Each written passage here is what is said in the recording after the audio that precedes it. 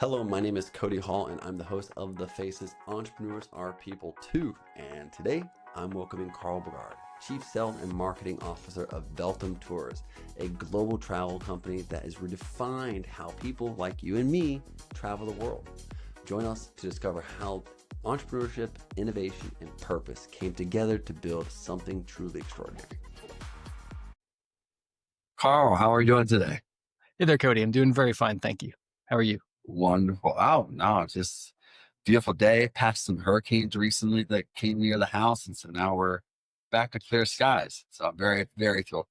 Though rain's nice. Rain is nice. That sounds fabulous. It's been pretty great weather here in Washington, D.C. So I'm very glad to hear you having a good one. That's good. I'm from the Carolinas. So when I'm in the Carolinas, you kind of get all four seasons. Where I live here in Mexico, we get one season. We get warm and then warmer. So it's a version of warm. Entirely. I grew up in Canada and I don't miss the cold for the same reason. They get cold and hot, and I'm not going back to the cold.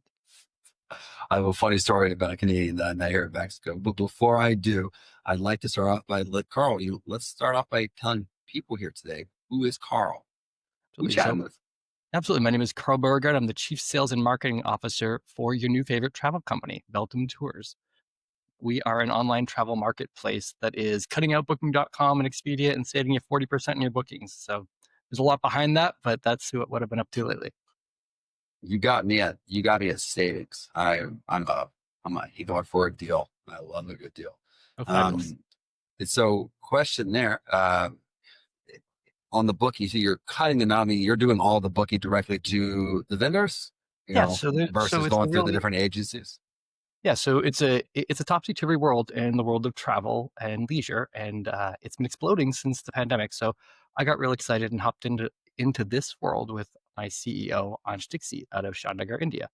Why is our CEO and company based in Chandigarh, India? Because licensing requirements and costs of capital in the US are such that it's pretty prohibitive to run a hosted travel agency here in the US. Our biggest competitor we see is Fora Travel in Manhattan. We're fast on their heels. And when you look at the Indian business market, we're able to hire folks who have advanced degrees. So we're talking master's degrees in tourism and hospitality for, I'm just going to tell you, Cody, $25 a day. That's a middle-class income in Chandigarh, and they're beside themselves. And I don't think Fora can compete. We're just getting going, but I think this is going to be an exciting thing. You're speaking to the choir, at telehelping. I think that we are in and around that like 30 or $35 per day, right? And that is a really strong upper middle class salary, right? Mm-hmm. I just chatted with someone earlier, a new client right before this. It's just, if you're going to hire, example, a marketing person in the United States, you could pay 60 to 80 grand, depending on the position, right? You could pay the same master's degrees, bachelor's degrees, experience of similar levels in a place like Mexico, a place like India, and get a person who you're really going to impact their life too. And I really love that part. Like you're really going to give them something that's meaningful, which is awesome and stable. And then they're going to have this is their focus, and they're going to do it for $20,000 to $25,000 a year. That's exactly. And they're going to be excited about it. Absolutely. And we've got it's a two-part flywheel, believe it or not. And so if you've ever used a travel agent, and you probably haven't, most of us haven't, most Americans haven't. I have actually. I've actually, yeah. Well, then you might, then when you're familiar, they go and bake the cake. You ask them to come up with an offer. They go off and build it and then come back to you. We're in a really interesting spot because of our really low cost of capital and cost for labor. We're able to actually pay a referral fee. In any other world, this would be straight referral marketing. But to reach into luxury hotel services and frankly just luxury hospitality providers in the US, Canada, and Europe and say, hey, today you're already serving folks like Cody, folks like Carl, who are going to fly in for business, and they're going to be shooting the breeze with the concierge to say, gosh, next month I'm going to Mexico, or next year I want to go to Japan. For those folks sitting at the hotel, it's really rare for them to be able to get any sort of piece of that action at the end of the day. Correct. What we're offering them is the ability to throw the referral to us. Our offices in Chandigarh take care of all the travel planning for, as I mentioned, very, very low cost. And critical to this, when a person books a trip, and I just learned this year, when a person books a trip from an IP address located in the USA or through a travel agency located in the USA, you're paying about a 40% markup, especially Correct. so if you're booking through booking.com or Expedia. When our company calls the very same, I'll use an example, Four Seasons in Chiang Mai, that's where White Lotus was filmed, I'll get a rate 40% less than an identically appointed travel agency in Manhattan simply because we're in India. I don't need to get into the ins and outs of that as to why they down preference Indian IP addresses with regards to price, but I can tell you, I love to pass the savings directly right on to consumers. That to me is the game changer, and we can really kind of blow up the Well, market in that it's respect. it's I think it's nice, actually. I'm going to put a positive spin on why Americans pay 40% more. Because if they didn't, then the might of the US dollar would just overwhelm tourism throughout the world. Like, if they didn't pay more, the amount of travel that would take place and the amount of expenditures that would take place in these local economies would offset and actually throw things out of balance. And so, Exactly. we think about, oh my God, you're charging more because I'm American. Yeah, but if at large, every American didn't get that little bit of kick increase, it would result in, over leveraging and overspending in areas that don't need to be over leveraged, overspending. Because Exactly. And the so Mexicans wouldn't travel. Indians couldn't travel, afford to travel because all Americans. precisely. So here we are.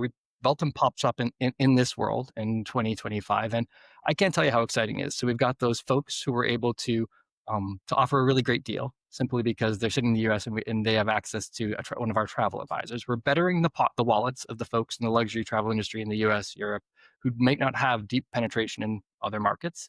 At the same time, for the people who are sitting in India or Southeast Asia, or just at a lesser travel location somewhere on Earth, we're also trying to send them demand. And so this helps uncover net new demand by building our network of properties to kind of provide access to new businesses and new places to stay. I just was talking to my CEO about, I hadn't heard about the tiger tours you can do in Rishikesh in India. It's this really kind of romantic Jungle Book type atmosphere where you can go see Siberian tigers and you can see It's all cool. sorts of, it is like an African safari in India.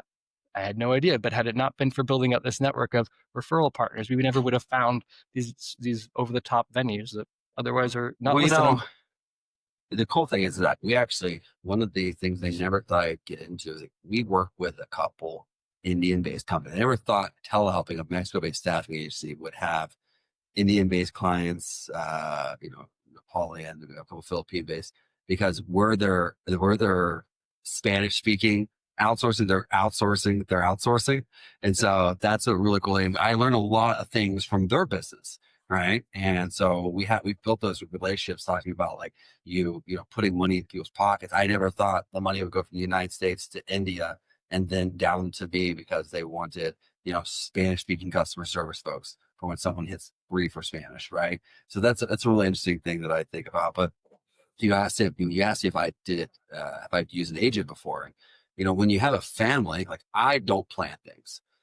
Like, I don't want to, like, I'm trying to look at like Airbnbs for spending a month in Puerto Rico, right? And so I was like, that right there is just such an exhausting effort, right? Because I have to, I have like people who are going to come visit. It's March is surf season in Puerto Rico, and I'm a surfer. And so being that I work remote, I can't go anywhere I want.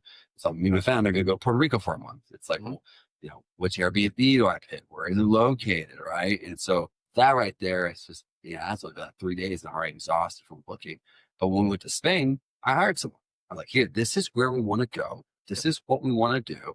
All right. I want my seats to be in the front of the aircraft, and I want my kids to be sat in the very back with my wife. Right. And so, like, I want to be so far away from them I can't hear their screams. Right. And then they'll come together, like, here's your package. Pay. That's So I love it. That is exactly the kind of market we're trying to serve you in that kind of need, especially when it comes down to families. We just launched last week our new private concierge service, and this blows my mind. I was talking to friends of mine here in DC, like yourself, who've got kids who like adventure travel. They like to kind of go out and hike around and do some things. And one of their big wrinkles is, oh my gosh, a day it rains and we're planning to go to the beach with the kids because we want to go do X, Y, Z, or we're trying to go to the mountains and all of a sudden the weather is inclement. Where do we go next? What do we do? And it's pretty disastrous for them when they've set up these kind of larger trips. They've got a couple weeks in Airbnb and they don't have a concierge on hand. Because I've got these great labor costs and these experts all over the world, we just launched a service for $25 a day, an individual for the duration of their trip can have someone on demand for Veltum. If you need to find out, you're in Puerto Rico and you want to find a better surfing spot, the place you're at is crowded. Shoot us a message on your private WhatsApp channel. You're paying that $25 a day. We'll get back to you within 30 minutes or less with answers as to other surfing locations that are, let's say your kids like chicken nuggets and your wife wants a rum drink. We'll find you, okay, there's a place nearby where the kids can get food. You can get a rum drink there and the surfing's not so bad. Might not be your first choice, but here, we can save your vacation. All predicated on this teleworking concept. I love that. I mean, I love the idea of it entirely because, when we were in Barcelona and we were going to this beautiful area. I can't remember what it's called. It's very famous, but when we show up and got there, we had planned to be there that day. Because I more so planned my trip based on where I wanted to be and what day I wanted to be, not so much on the availability. You get there, like, oh, well, you have to buy your tickets a week in advance. Well, you mean I have to buy my tickets a week in advance? Like, what? I'm like, well, just Uber here. We're already here. Like, what can we do now? Like, what do we do next, right? And so we're pivoting ourselves, trying to figure it out. We're going to take photos there with our family. We had a photographer come, right? And so we're all scrambling, trying to figure out where we're going to take photos. Right. And so, yeah, I love the concierge piece to have someone come and give you like, here are your directions. Here's what you do. Well, if I so value your time and the ability to reach out to your folks here at the Faces podcast. If you're so inclined, we're more than happy to offer a free concierge with your first purchase on veltumtours.com for the duration of that trip. And so if someone's so inclined, you can use the keyword VELTM at checkout to get a free concierge service on your first trip. Yeah. I'll make sure to cut that in the description too. So that's pretty cool. Absolutely. Very, very, very happy to. If you want to spend a lot of money, we can even send someone on that trip with you. We can get a personal person to come around with you. That is a complex thing by itself. I mean, we have a live-in nanny, and so but she's a Mexican citizen. Right. We're going to Puerto Rico, which is a U.S. territory, which requires a visa. Right. And so I had to, luckily I have an assistant, right, who can do these things for me. And I'm like, we need to find a nanny, right? Like I need to find someone who's going to manage the children while I'm, doing work calls while we're at our home that we've rented. And so we have someone here right now. And, finding a nanny, that's a task. It's all these tasks you always have to do. Absolutely. I can only imagine as a parent, I suspect you've got a million little tasks that come up for every day, let alone as a business owner. There's been a super rising trend in outsourced luxury concierge services, really just personal assistant services in North America now for the past couple of years, especially coming out of the pandemic. It wouldn't surprise me if you and I were crawling websites for those kind of things, because I can tell you, as busy as the day gets, I could use some help. It's what was the genesis behind us thinking of that virtual concierge service, or even putting someone on site with you, depending on how much you support you need. Correct. I mean, I'm an outsource king, so I delegate every job in the world. I mean, I would be lying if I said I had too much work to do. And when it regards to my house, I don't do anything in the house. If I have food brought to me at certain times of day in my office so that I don't have to remember to eat, right? And so because I want to get to my desk all day and I want to be here until I want to go surfing. And I can stop mid-afternoon to go surfing because I have people doing things. And so, I love appreciating. There's nothing more stressful than going on vacation and sitting there and well, my plans aren't going as I thought they were. And that it can happen so many ways. Another example, getting on where were we? Some ferry in Europe. Can't remember at this point in time. Right. And so my family and I are getting on a ferry in Europe. Me, my wife, my kids, right? and the nanny. And well, they didn't have a cabin for us. We had ordered a cabin. The cabin was reserved. We get there and I don't know, they gave away our cabin. Cabin wasn't, available in some regards. And so we were supposed to hang out for what was an overnight ferry ride, right?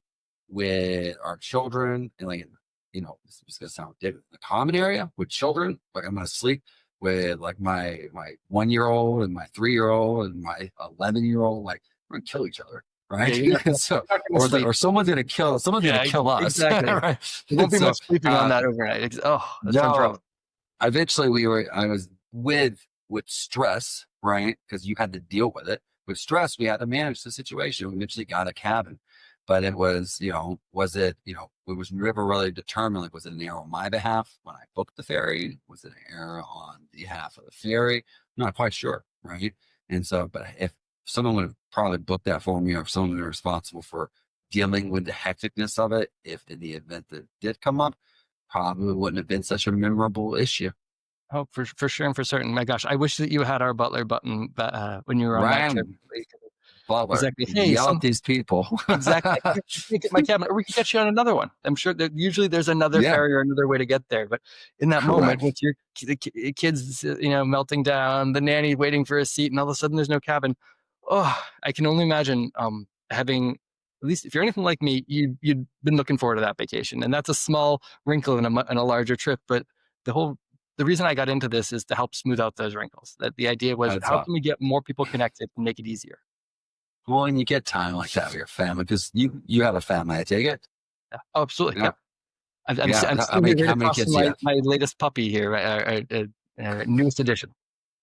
So, like when you're done, you're working every day and you decide to take time off to step away from, the moving machine. You want it to go smoothly. And I tell that to people all the time. We and I are in different sides of smooth vacation or smooth time away from the office, right?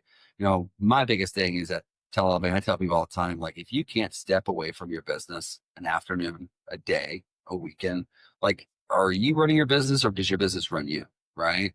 And so I'm a huge proponent of virtual assistants. Like, I myself represent, 3 virtual assistants, just me, right, for my job, so that I don't have to do things. So who can remember to pay things like light bills and car insurance and all these things, and set up calendars. Like, when you run multiple businesses and then you have family, virtual assistants to me is like I refer to them as shadows, right? Like having a shadow walk behind me to support me. And whether you're a monopreneur or we have companies that have thousands of employees, sometimes there's little cracks or those voids in productivity, or what I refer to as essential, non-important task, right? You have to do it, but it's not important, right? Which is all of marketing for me. I believe all of marketing is essential, but not important. Like, I don't even want to hear about marketing. And so all those are important. However, who wants to do it?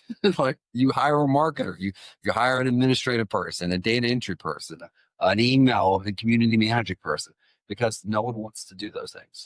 That's exactly it. When you probably are reading the same papers that I am. I just read in the Wall Street Journal recently that the rise in luxury concierge service, or just private concierge services, for the top 1% of folks. And what I think is most interesting, and what I feel like the picture you're painting here, is this really isn't something that needs to be a 1% feature. You can get help from folks all around the world. And frankly, there are folks who want to help you. There's a rapidly emerging marketplace of outsourcing opportunities, whether it's travel and getting a luxury concierge, whether that's working for call center folks in Mexico who speak Spanish. There's really been a collapse of that border fueled world that have made it difficult to find talent in faraway places. If anything, I posted a position at Veltum Tours for a vice president of sales to help with the rising sales demand. And we had 300 applicants in a week from all over the earth. And what really surprised me the most and made me most excited about was, of those 300 applicants, about 150 were, I would honestly say, they're more qualified than I am. They were just wildly successful folk. And when I got into this whole marketing and sales world back 20 years ago, that was impossible. It was almost impossible to find people. And so nowadays, that we can connect people, bring them together, and provide them with the services they need, so you can focus on the essential and not the stuff that's going to suck up your time. That really means everything.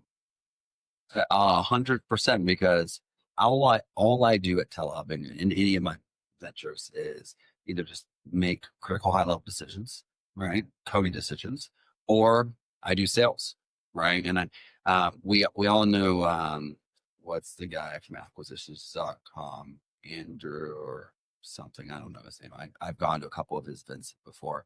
And when he was chatting, he was sitting here saying like, we're going back and forth and reviewing the business. And he's like, I'm like, I've been trying to hire salespeople because I really wanted to give all my jobs away. Right. So I really wanted to give them all away. And he was sitting here saying, well, he said, well, how many millions are you doing in sales per year? And so I'm like, this is what I'm doing. He said, at my gym launch business before acquisition.com, I didn't hire my first salesperson until I sold $1 million a month. He's like, so you got to ask yourself, he's like, how many people will you hire? How much will it take to replace what you are closing every month? He's like, what are your other jobs? I'm like, yeah, it's true. Right. Yeah, you're right.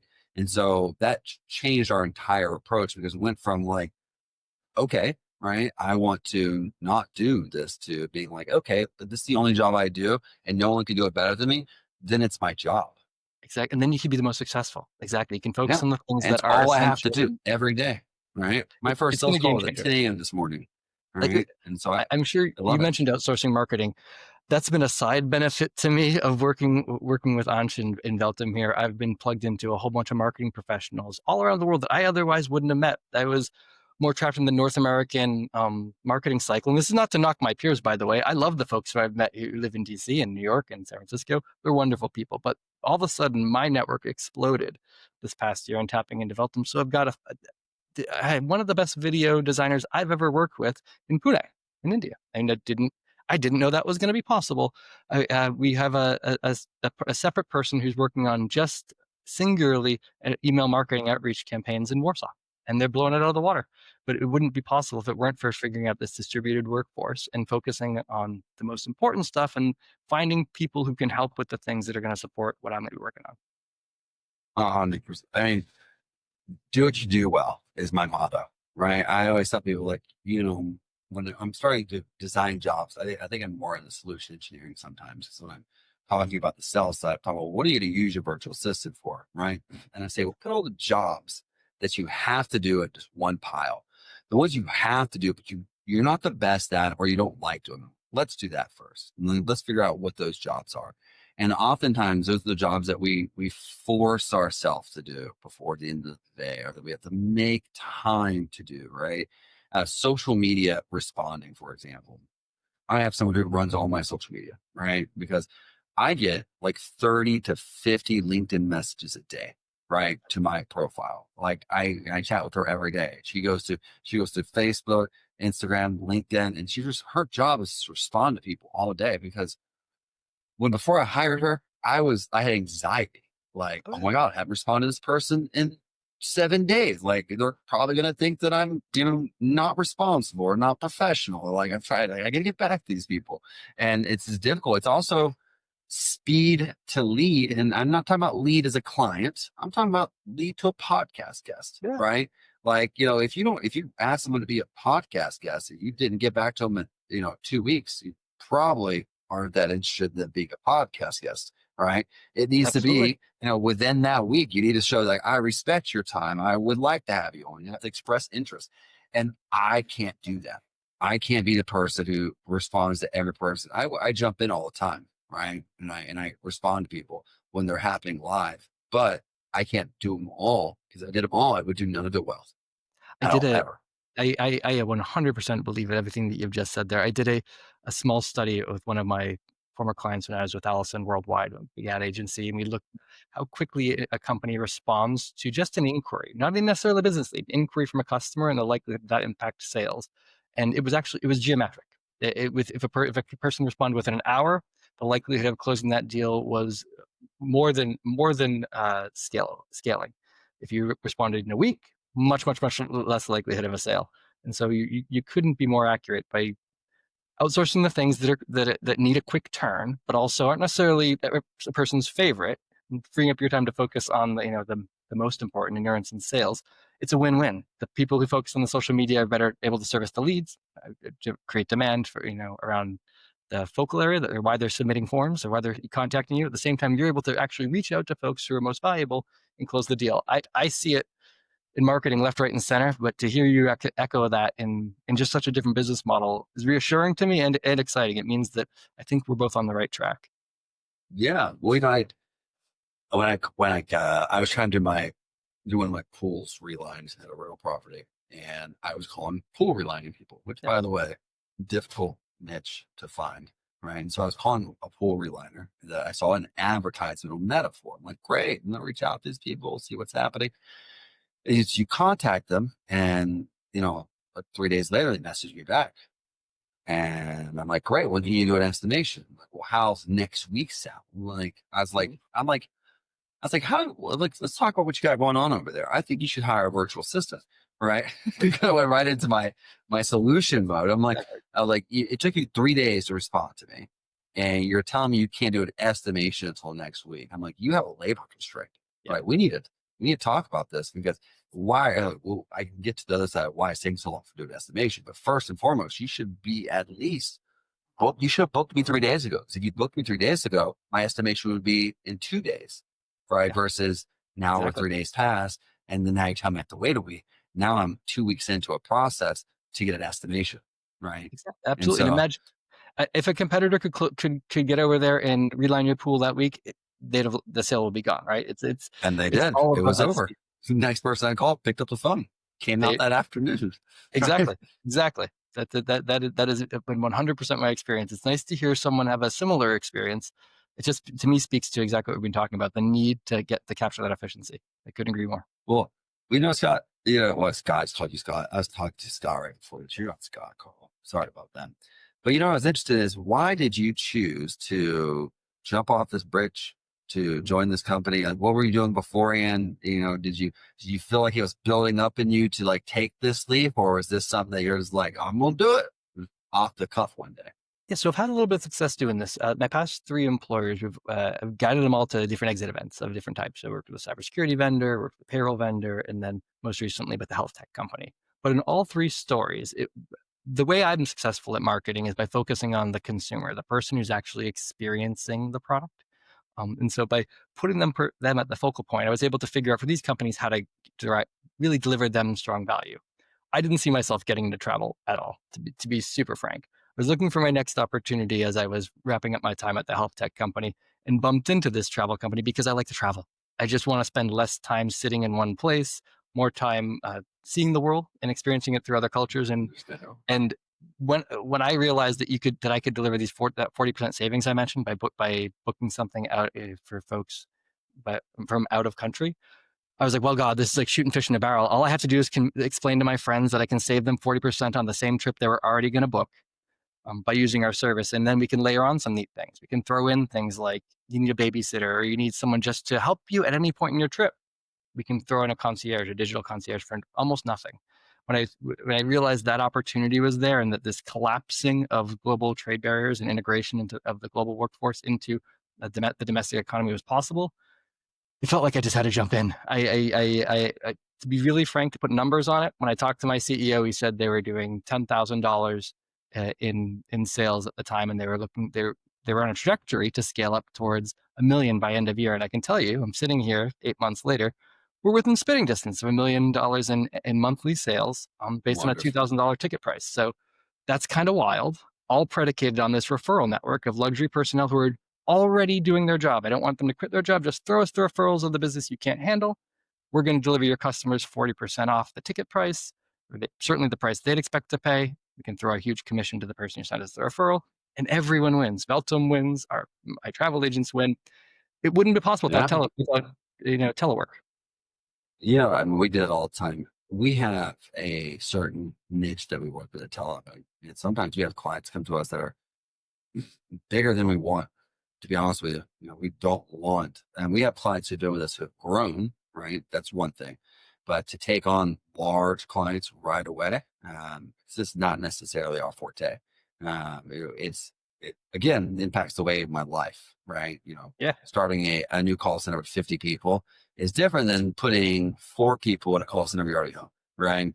And Mhm. so, it's a lot that goes into those type of sprints that I'm just not interested in anymore, right? And those type of things that I spit out to bigger clients. We have partners who are, you know, 4,000, 10,000, 16,000 virtual staff members at their businesses. And so that dwarf us. And then we have ones who are smaller too. And we have ones that are in niches that, oh, you're looking for a different price point than I am. You're looking Mhm. for a different specialty than I am, right? Or I can't do this one, confidently. We don't really do engineering, right? It's not a thing, but it's an India thing, right? It's not a Mexico thing, right? And so we kick it out here and there. So it's good to stay within your center of gravity, as I say, like do what you do well. And sometimes you have to figure that out the hard way. Oh, for sure. If I had a nickel for every time I've had what I think is a genius product idea on a Friday night and then woke up on Monday morning and go, wait a minute, let's just stay with it's on the core. Yeah. My wife all the time is telling, like, when a new client comes on, we're like, oh my goodness, like this person's the way they do their business, like we could do it so much better. I'm like, yeah, I'm like, I could probably do 50% of my clients' businesses slightly better than them, right? In all honesty, because I just have more experience growing, exiting businesses, right? Yep. It's not, and this is something they've ran for years. It's just I told her, like, it's not the business I'm in. I'm in the empowerment business. Mm-hmm. I'm in the business of making things possible for people, not competing with them. And so my job is to, amongst all my clients, is I'm agnostics. I could have 50 of the same law firms and all the same type of law. It's no consequence to me because I want all of them to succeed, and they can all Mm-hmm. succeed on price, on quality, however they want to leverage their organization. Some people hire virtual assistants to, maintain a price, maintain a quality. Some people want to reduce costs so they can improve pricing. And so all types of things go into that. But we're just in staffing. And so I tell my wife all the time, like, I know I can, but the entrepreneur in me, I see opportunity and I have to fight. Oh, that's like a good thing. Which is why we started investing in companies. Teleb actually invest in our clients at times. So when our clients do raise rounds and things like that, we will take, and whether it's seed, pre-seed, or Series A, we'll take investment opportunities into our clients, and for exchange of, Yeah, of course. relationships with them. That is exactly what I'm looking for in the staff that I hire. When I mentioned these travel industry professionals, just as much as the outsourced folk who are helping with marketing activities. You're spot on. It's when you find somebody who's passionate about their work and able to focus on it and achieve. I really, as I mentioned to the marketing email consultant in Warsaw, I'm so excited to get out of the way and let you succeed. When you meet somebody who is passionate, able to focus and to do their best, I want to enable them to, like you said. I think that is the miracle of telework, that we're able to reach more folks and kind of provide these opportunities. It's the miracle that allows me to power my business and grow this firm, which I honestly didn't expect to grow as fast or as just as sure-footedly. But all this comes from just having these experts who've got these diverse experiences that otherwise you couldn't reach if I was just going to my backyard. So visit veltumtours.com. We've got a chatbot that looks a lot like ChatGPT because it's powered by ChatGPT. You fill out your request, chat with the bot. It will allow you to book a trip anywhere on Earth. That will shoot us a note. They don't have to do anything else, and we'll reach out to you within an hour to get that taken care of. If anyone such as yourself is heading on a trip and would like to have a remote concierge, a digital butler to provide you, answers to any questions you have while you're on your vacation anywhere on God's green earth for $25 a day, you can visit veltumtours.com. When you purchase that service, enter the checkout code Veltum, VELTM, and listeners of the Faces podcast will get that concierge service for free. Thank you so much. I so appreciate you, Cody. You have a great one. Talk soon. Thank you for watching The Faces. Entrepreneurs are people too. Please like, subscribe, and follow us on YouTube, LinkedIn, and Spotify so you do not miss any of our content just like today. We really appreciate you being one of our viewers, and see you soon.